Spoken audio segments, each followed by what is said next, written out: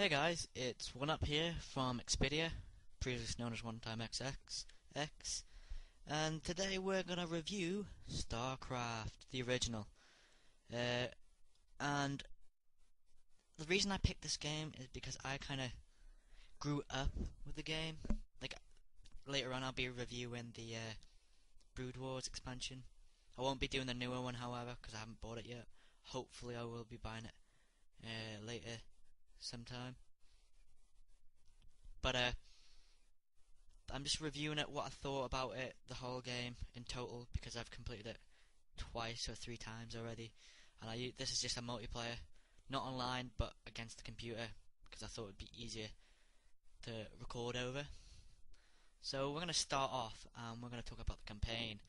The campaign starts off with the Terran, and it starts it starts them off coming into a wasteland, meeting Jim Raynor.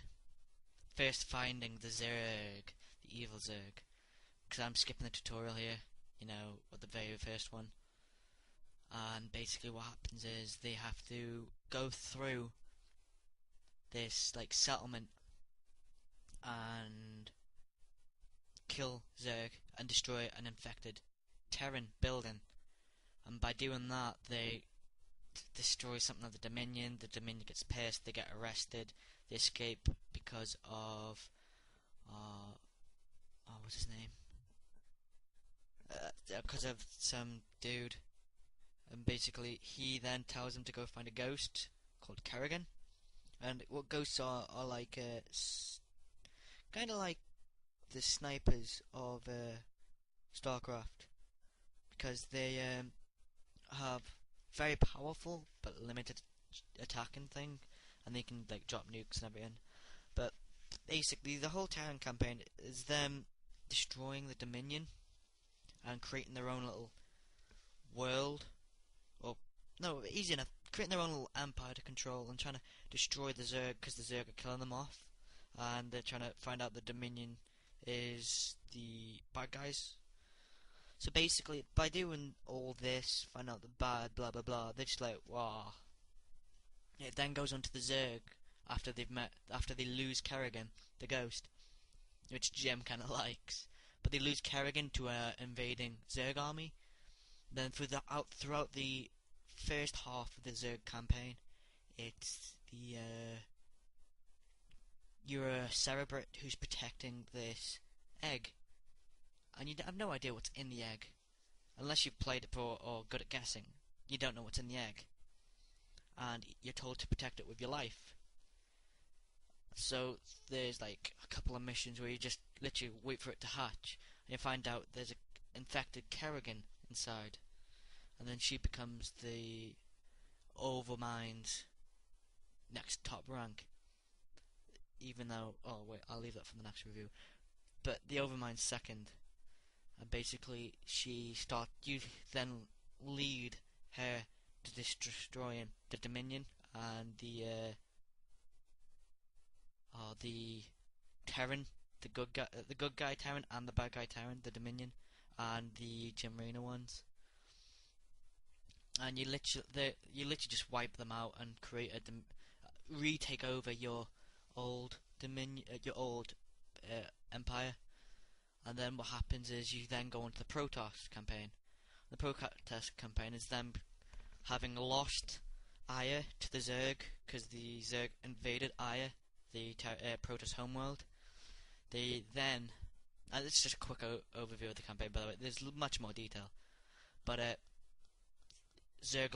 the Protoss lost their homeworld Aya, so with the Protoss now in danger, they call on the Dark Templar for help, and you use the Dark Templar through the first couple of missions to kill Cerebrates, and then by the very end of the game, you have to somehow, well, it was originally thought you had to capture the Overmind and stun it and etc. to contain it, but that didn't really work. So one of the main characters then literally just drives his ship into it. So while it's regrowing, they capture the Overmind, and that means all the Zerg go rampart. But still, they defeat the Overmind, and some ish balance is restored, while the good Terran overthrow the Dominion and then take over their empire, except for EarthGov, which is another story. But so then it's all kind of finished there, and basically Zerg don't have an aim now. Still go around killing, but don't have an aim, so they're easier to take out. Protoss have back the home world, and Terran have now become the good guys. I guess my favourite campaign of the three would be the Protoss, because you gotta take out the Overmind, you got to team up with the Terran as well on the last mission, which is pretty awesome.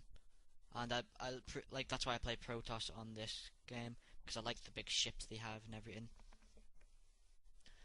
My favourite race, my favourite race story-wise would be the Zerg, because there's a lot of building in that where you see the good guy become bad for the Zerg, and the Overmind and the Cerebrits and all that good stuff. It all becomes quite mad, which is kind of funny.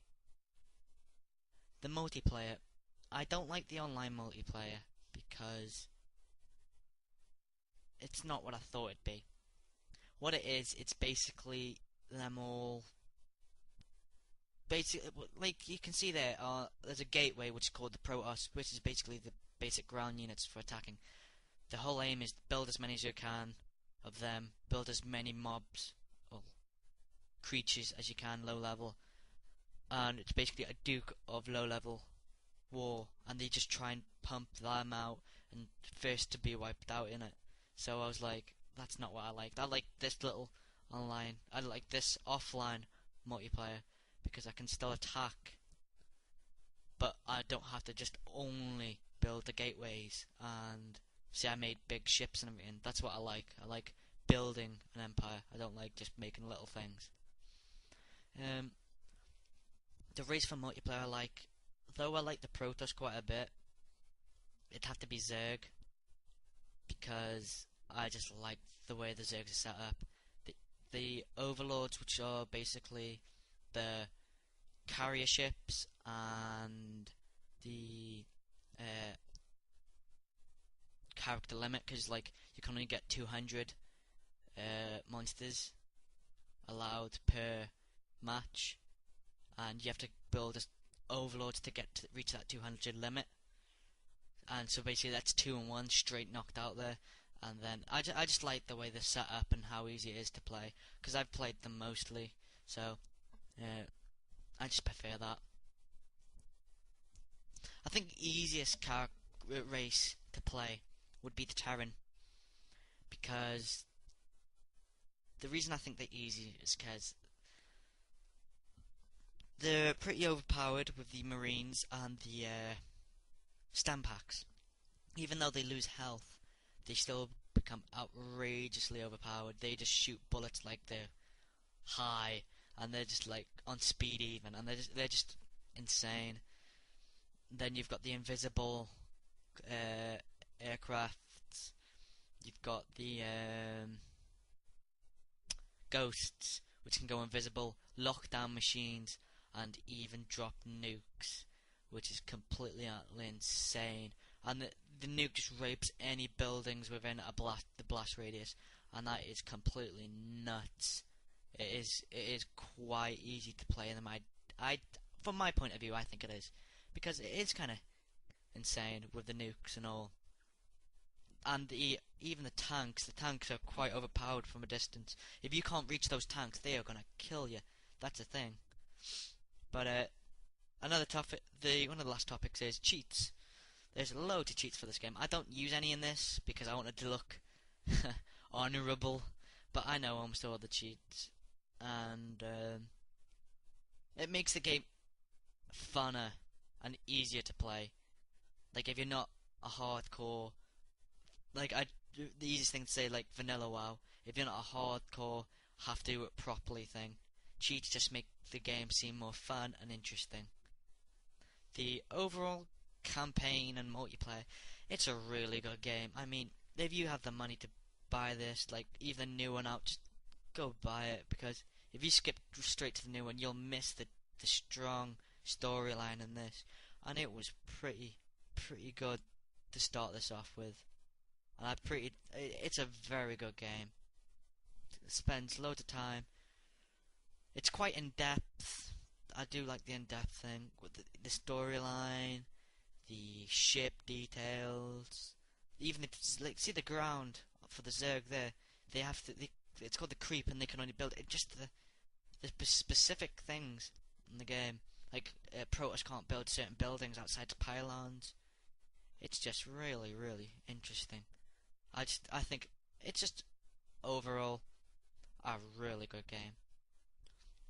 Next up, I'll be reviewing the second Starcraft, and if I might be doing a different game, I might do straight to the Starcraft, because I do like the Starcraft series. I do. And this is One Up saying bye.